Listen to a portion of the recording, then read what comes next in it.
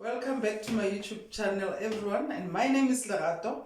Today we are going to continue in reading the Bible. I will never give up. I keep on reading the Bible and I will keep on continuing. Don't forget to like, don't forget to share, don't forget to subscribe. Also, click the notifications button so that you can get more updates as we continue in reading the Word. It is very important, it is very refreshing and wonderful to read the Word. We are on Exodus chapter 12 from verse 1. The Bible says, the Passover.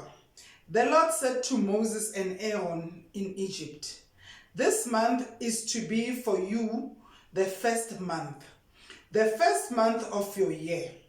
Tell the whole community of Israel that on the 10th day of this month, each man is to take a lamb for his family, one for each household.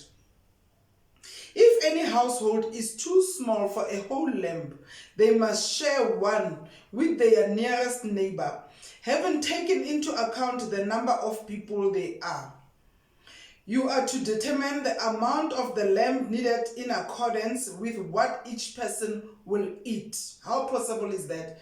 But some of us eat little, some of us, the others, they eat more. And then, how would you be able to determine the meal? If they say a lamb, the small lamb, the big lamb, rather share with your neighbors. It will be better, then you will know that you will finish that lamb. The animals you choose must be year-old males without defect, and you may take them from the sheep or goats. Take care of them until the 14th day of the month, when all the members of the community of Israel must slaughter them at twilight. Then they are to take some of the blood and put on the sides and tops of the door frames of the houses where they eat the lambs. So they must also take the blood and put on the door frames where they are going to eat the lambs. That same night, they are to eat the meat roasted over the fire, along with bitter herbs and bread made without yeast. Do not eat the meat raw or boiled in water, but roast it over a fire with the head, the legs, and internal organs. Wow.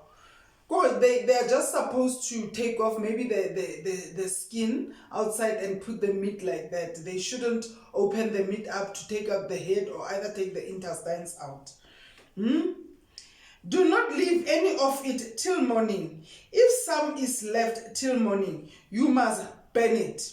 This is how you are to eat it, with your cloak tucked into your belt, your sandals on your feet, and your staff on your hand. Eat it in haste. It is the Lord's Passover. Wow.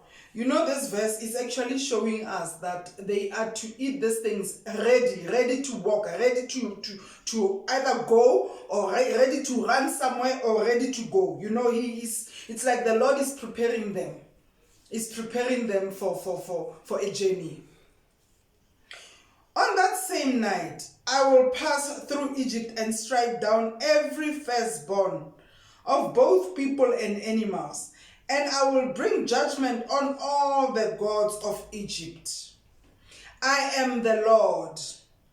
The blood will be a sign for you on the houses where you are. And when I see the blood, I will pass over you. So meaning if a house forgets to put the blood, you are gone. You must put the blood because it is a sign that then the Lord will then pass over. No destructive plagues will touch you when I strike Egypt. This is the day you are to commemorate. For the generations to come, you shall celebrate it as a festival of the Lord, lasting ordinance. For 7 days you are to eat bread made without yeast. On the first day, remove the yeast from your houses. For whoever eats anything with yeast, it is from the first day until the 7th, must be cut off from Israel. Sure. He said, whoever eats anything with yeast in it, from the first day until the seventh day, he must be cut off from Israel. Meaning for how many days? From the first day until the seventh day. So meaning it's for 7 days. The person must be cut off. On the first day, he says, hold a sacred assembly, and another one on the seventh day. Do not work at all on these days except to prepare food for anyone to eat. That is all you may do. The Lord is also giving them instructions on how to go on these days. Celebrate the festival of unleavened bread, because it was on this very day that I brought your divisions out of Egypt. Celebrate this day as a lasting ordinance for the generations to come.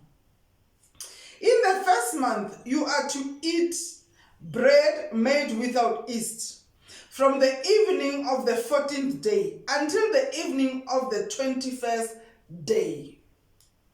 For 7 days, no yeast is to be found in your houses. Even when they don't eat that yeast also, they are not also supposed to keep the yeast within their houses. That is what the Bible is saying. He says, for 7 days, no yeast is to be found in your houses. And anyone, whether foreigner or native born, who eats anything with yeast in it must be cut off from the community of Israel. Eat nothing made with yeast. Wherever you live, you must eat unleavened bread. Then Moses summoned all the elders of Israel and said to them, go at once and select the animal for your families and slaughter for the Passover lamb. Take a bunch of hyssop, dip it into the blood in the basin, and put some of the blood on top and on both sides of the door frames. None of you shall go out of the door of your house until morning. When the Lord goes through the land to strike down the Egyptians, he will see the blood on the top and sides of the doorframe and will pass over that doorway. And he will not permit the destroyer to enter your houses and strike you down. That was a sign of the blood, to say when the Lord sees it, he will never allow any destruction upon your families or upon your households. Obey these instructions as a lasting ordinance for you and your descendants. When you enter the land that the Lord will give you as the promise, observe the ceremony. So the Lord is saying it is not only on this day that you do this. You must observe it as a ceremony for years to come.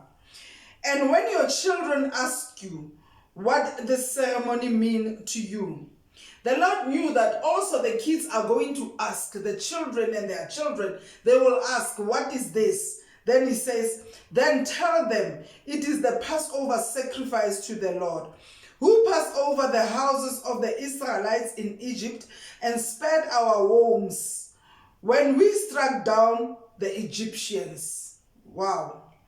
When he struck down the Egyptians.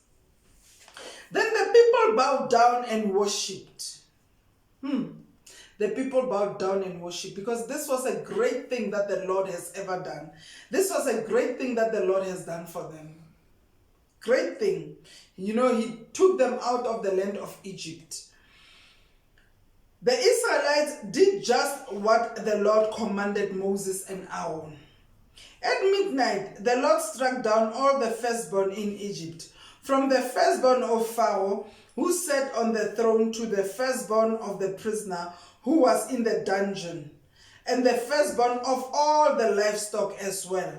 Pharaoh and all his officials and all the Egyptians got up during the night, and there was a loud wailing in Egypt, for there was not a house without someone dead. Wow. Wow. You know, this is very scary. Imagine waking up in the morning and every household is crying because there was no someone who wasn't dead in that house. Who will bury who? Who will bury who? They will bury their own, in their own families. It was tough. It was really tough. The Exodus, verse 31.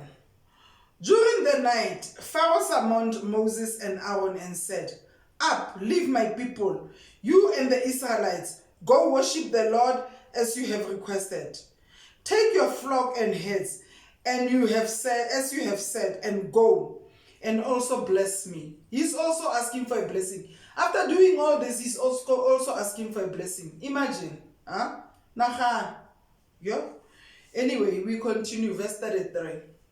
The Egyptians urged the people to hurry and leave the country, for otherwise, they said, we will all die.